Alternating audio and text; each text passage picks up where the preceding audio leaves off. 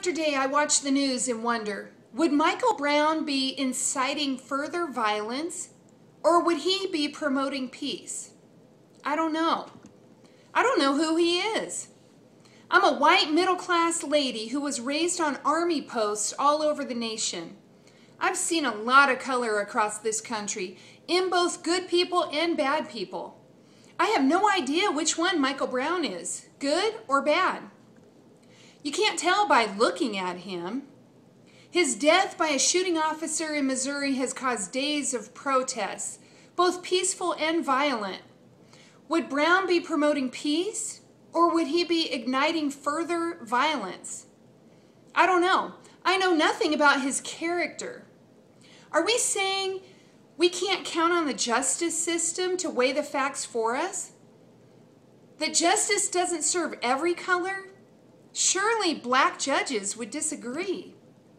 For more than a week, we've seen citizens demand justice for Brown's death. Americans all over our country have watched and judged and hated, accused, condemned, loved, and prayed. But mostly we've stared at the TV and scratched our heads. There's been a collective and loud assumption that justice will not be served. I stared in shock at the TV as I read the t-shirt of Brown's dad just a day or two after his death. God rest the boy's soul, and God bless the family. But his dad's t-shirt said no justice. Huh? Why would we assume there will be no justice before justice has even had a chance to take root? If justice is that corrupt in our country, then thank God folks are protesting.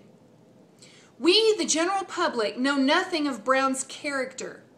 A video of who appears to be Brown makes him look like a thug, but I don't even know if that is Brown.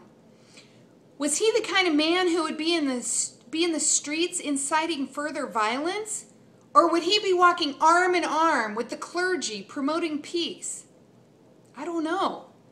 That's why I want our American judicial system to have the room to sort all this out. Americans of all colors hope these events become a turning point in our country, moving us toward a greater and united good. I pray our justice system becomes sharper than ever in the future under the watchful eye of us citizens. I definitely want the truth in this Brown case. It certainly would be no justice if we assume Brown was innocent and the policeman was guilty just because one is black and the other is white. Would it?